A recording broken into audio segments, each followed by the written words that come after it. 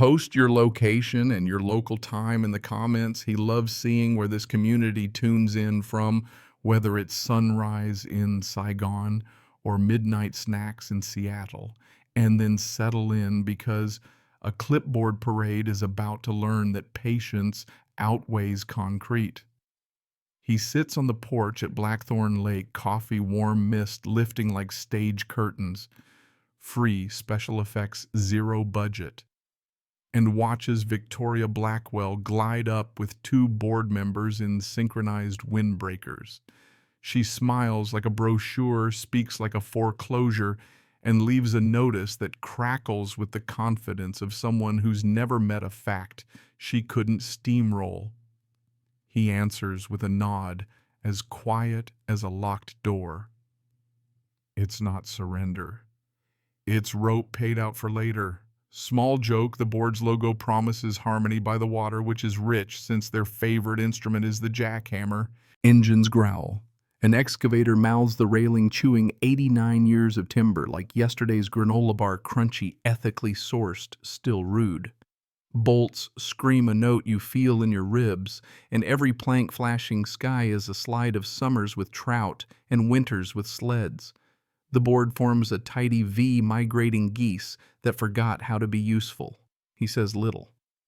That's his trick, let noise spend itself. Historians still argue whether the earliest bridges were architecture or stubbornness with nails.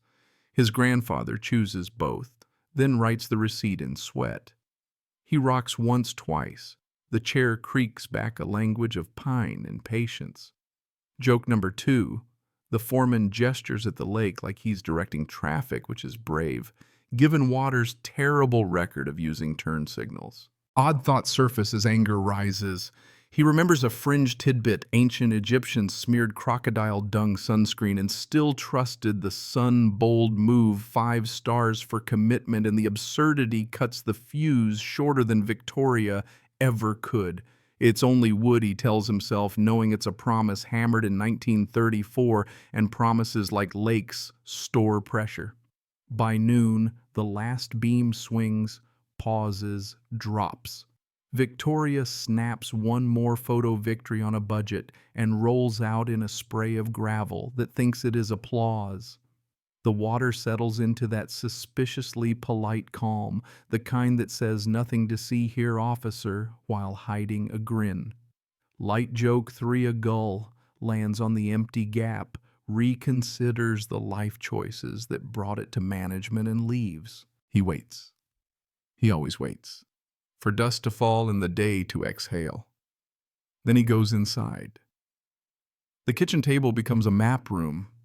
Rolled surveys unspool like treasure charts. Deed copies thump with textbook gravity. A leather notebook opens to tight lines of his grandfather's dam logs, dates. Rain wheel turns, fish runs. Pencil crescents mark high water the way surgeons outline bone. He calls Hank at the bait shop. Hank catalogs wrongs like stamps. He texts Earl, who measures summer by shorelines, and Luann, who can sniff out a zoning violation citrus with a hint of fines. He doesn't say the plan out loud. He lets it breathe. The dam is manual. The forecast leans wet. Their resort sits on fill that pretends to be land the way instant coffee pretends to be mornings. He checks the maintenance chain, the padlock key, the spillway math, each tick a quiet drumbeat. Out the window, the lake pretends to nap. He knows better. Water is patient theater, and if they're staging a show, he's happy to work the lights from the booth and let the opening act think they're the headliner. He times the first turn at the dam to the soft patter that wakes the pines, just a careful eighth, the wheel groaning like an old baritone warming up. Water hisses into the spillway, the kind of sound marketers would call immersive if they could bottle inevitability. He logs it in Granddad's notebook, date, inch cloud mood, then clicks the lock back on so casual eyes see nothing to report. Light joke, one nature's on a flexible schedule, but his wristwatch is unionized. He pairs rainfall charts from Gary the zoning sage with Trevor's after-dark drone photos, illegal film masquerading as lawn docks poking past the legal limit like elbows in an airplane aisle, a boathouse trespassing on county easement with the confidence of a golden retriever on a white sofa. He walks the shoreline like a park ranger with an attitude problem collecting quiet proof. A white intake pipe slurps from the lake for fountains that think they're Versailles. Snap, snap, 3 angles. Smile for the archive. He marks Earl's red insurance stake on the ridge 1 kiss above that line, and the policy turns into a decorative pamphlet.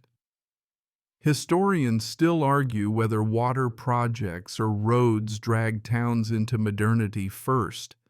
He votes for whichever one arrived with fewer committees and better coffee. Light joke 2.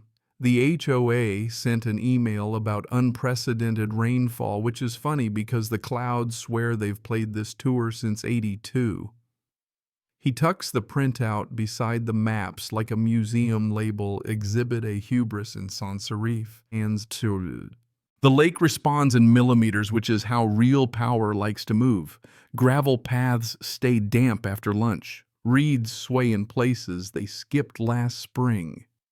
The rental dock rides deeper, a bored teenager slouching into the water column. Gossip, his favorite free tool, begins to hum. Millie hears pumps whining overtime. A landscaper mutters about a mushy volleyball court. Light joke 3. Sandbags arrive carb loading for a marathon they cannot finish.